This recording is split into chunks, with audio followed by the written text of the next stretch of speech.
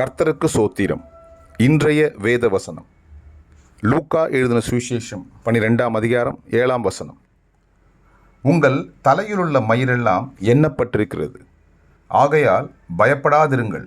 அநேகம் அடைக்கலான் குருவிகளை பார்க்கிலும் நீங்கள் விசேஷித்தவர்களாயிருக்கிறீர்கள். ஆமேன். லூக்கா எழுதின சுவிசேஷம் 12ஆம் அதிகாரம் 7ஆம் வசனம். உங்கள் தலையிலுள்ள மயிரெல்லாம் எண்ணப்பட்டிருக்கிறது, ஆகையால் பயப்படாதிருங்கள்.